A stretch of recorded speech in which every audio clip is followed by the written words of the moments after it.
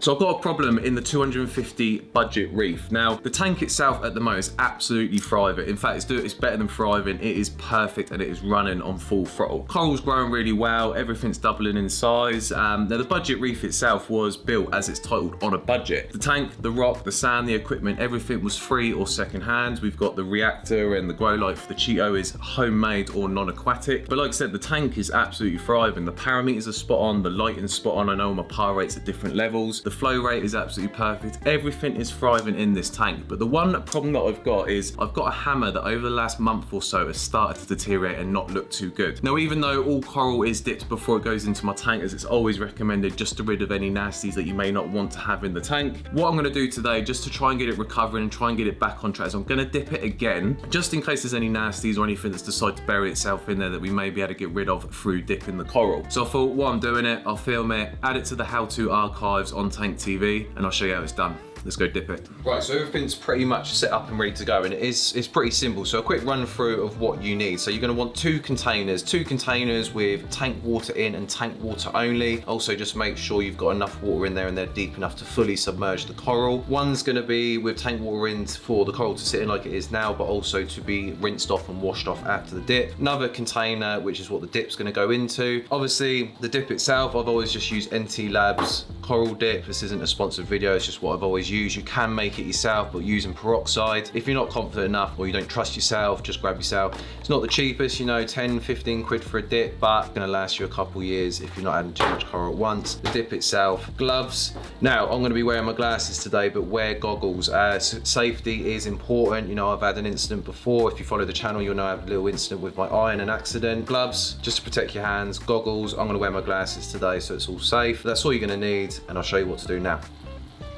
So each dip will have a different dosage per litre of water. So this one, from what I remember, it's 2 pippets per litre. So we've got 2 litres of water in there. So follow the directions, take a look at the box or the instructions and just have a quick read. So let's say we want 1, 2, 3, 4. So that's your dip pretty much done. Give it a mix.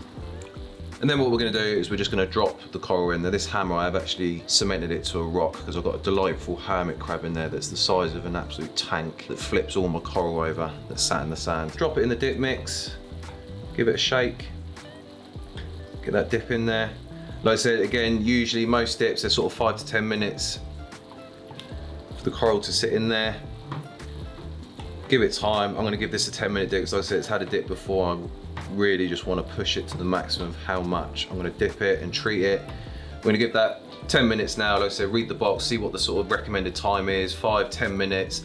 Try and understand if you've got more delicate coral, look at the more sort of 5-minute mark. If you've got tough stuff like your zoas, pallies, leave it in there for 10 minutes, be absolutely fine. Give that 5, 10 minutes now, we'll get it rinsed and we'll get it back in the tank. A few minutes later. So that's it, the 10-minute dip is pretty much done. What I have done is while it was dipping is I have taken off the cement and the rock just off the skeleton just to see if that's what it was that was annoying it. But I don't know if you can see on the camera, we've got copepods in there, but there are a few things that the dip's taken off, you know, so these may be the things that are agitating it. But like I said, even though these were dipped previously, I've dipped it again and there's still stuff coming out of the skeleton now. So this is why you dip your coral every single time. So done the 10 minutes in the dip. What we're now going to do is just take it out. Now it is going to look annoyed, it is going to be upset, it is going to close up and it's not going to look pretty. What we're going to do now, put it into the container without the dip in, give it a good shake. Anything else that's left in there that the dip's dealing with, try and just get it to drop off. It's a little bit different with a skeleton coral because it is going to close up and retract.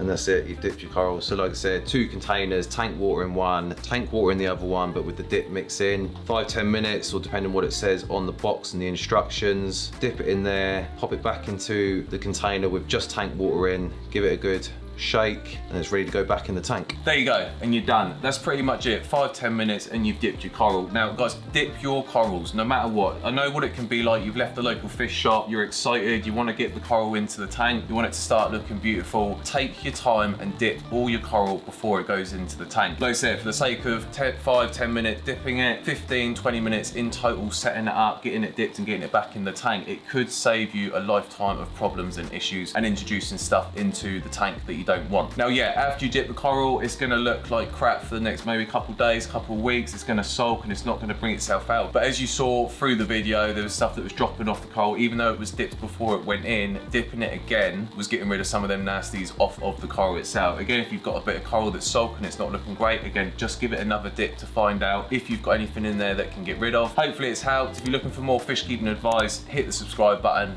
and I'll see you next time.